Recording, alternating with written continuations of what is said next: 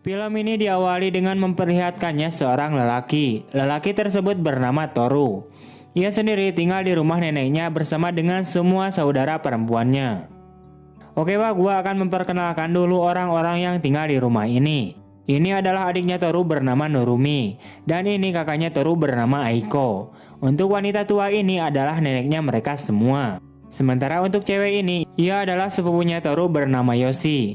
Yang juga diceritakan ia tinggal bersama di rumah itu dan bersekolah di sekolah yang sama dengan si Toru.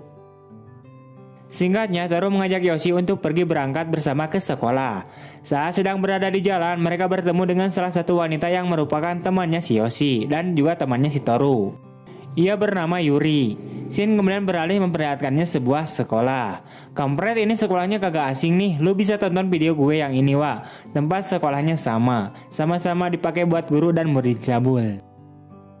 Singkatnya, saat tengah belajar, Toru tiba-tiba saja diberikan majalah porno oleh temannya. Dan pada akhirnya ia keciduk oleh guru yang tengah mengajar tersebut. Guru tersebut bernama Patole, yang dimana ia juga sama mempunyai pikiran yang cabul. Pada saat jam istirahat, waktunya Toru dan teman-teman cabulnya untuk mengintip kemulusan para wanita mon.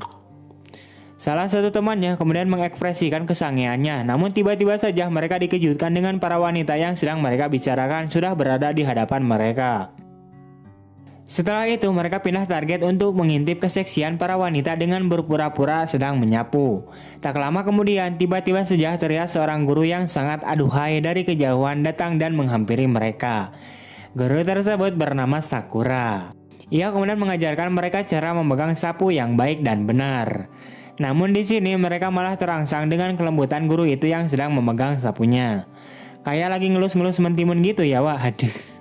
Namun lagi-lagi mereka terciduk oleh Patole. Akan tetapi kampretnya si Patole juga sama-sama curi-curi kesempatan pada bu guru Sakura. Singkat cerita, di malam harinya terlihat Toru dan keluarganya sedang makan malam bersama. Namun di sini menu makan untuk si Toru adalah dengan telur-telur kecil yang berbentuk bulat. Gue sendiri kagak tahu itu telur apaan. Telur ikan, telur kadal, telur buaya. Bagi yang tahu coba lu tulis di kolom komentar Wak. Sementara itu, Toru tidak menyukai telur tersebut. Namun dengan terpaksa, ia kemudian memakannya dengan sesuap nasi. Akan tetapi setelah memakannya, ternyata telur tersebut bisa merubah dirinya menjadi tak terlihat atau tubuhnya menjadi transparan. Ia sendiri awalnya tidak menyadari bahwa secara perlahan-lahan tubuhnya mulai menghilang menjadi transparan. Di sini hanya baju dan celananya saja yang terlihat. Namun saat ia mandi, barulah dia sadar bahwa tubuhnya itu menjadi transparan atau tak terlihat. Sementara itu, Yoshi yang mengira bahwa di dalam kamar mandi tidak ada orang, ia kemudian melucuti semua pakaiannya untuk segera mandi. Namun tanpa sepengetahuan dia bahwa saat ini si Toru dirinya tak terlihat.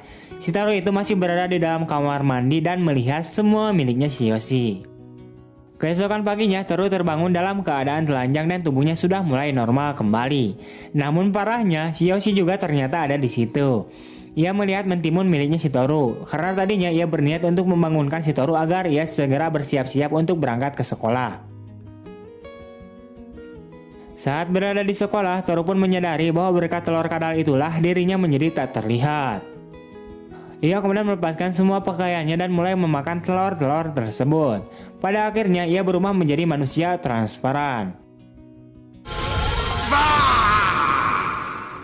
Setelah tubuhnya tak terlihat, Toru kemudian mulai menjahili para insan wanita. Ia masuk ke kamar ganti wanita dan mulai menyerang mereka dengan menggunakan lidahnya.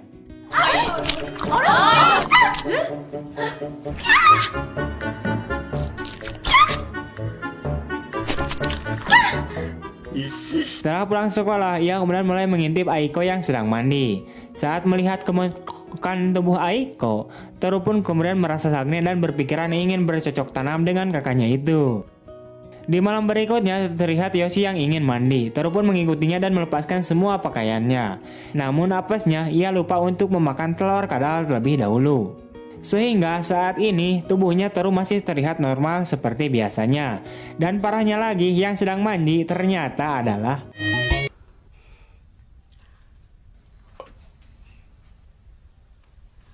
ya.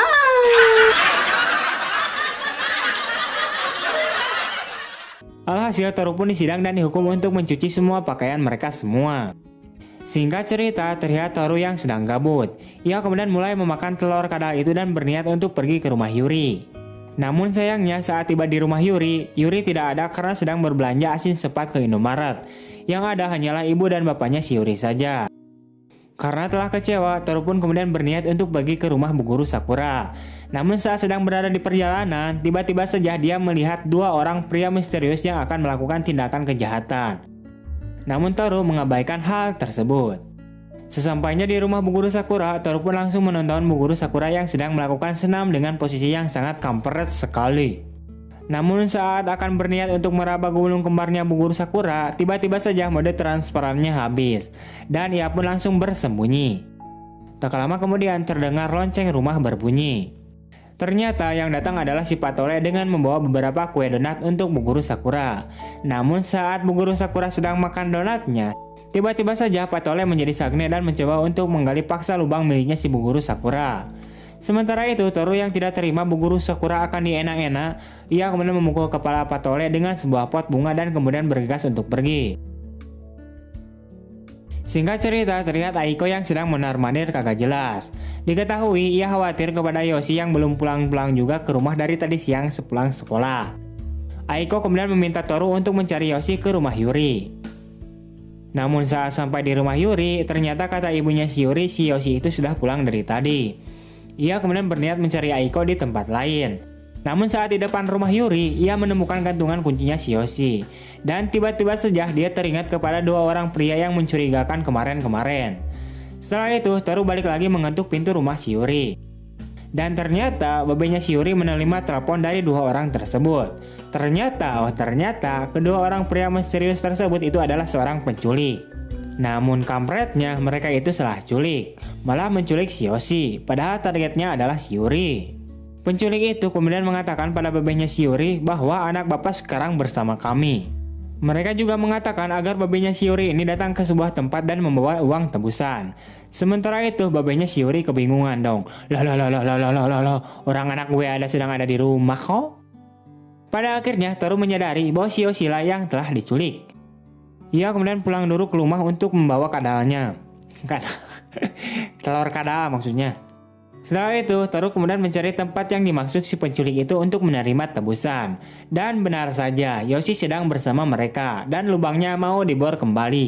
Di sini Toru kemudian melepaskan semua pakaiannya, namun apesnya, ternyata jimat telur kadalnya itu telah hilang entah kemana. Akhirnya ia juga ditangkap dan dicangcang bersama si Yoshi. Akan tetapi ia tiba-tiba saja melihat salah satu telur ikan yang nyangkut di dadanya si Yoshi bekas penjahat itu makan tadi siang. Sadar bahwa itu merupakan jimatnya, Toru kemudian berontak untuk memakan telur kadal satu-satunya itu.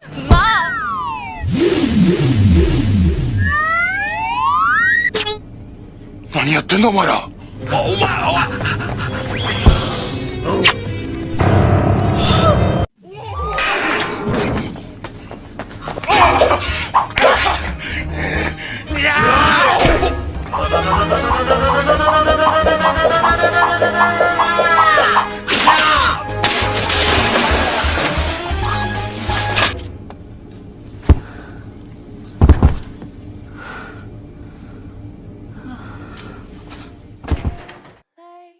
Pada akhirnya Toru berhasil mengalahkan penjahat tersebut dan kemudian film pun tamat.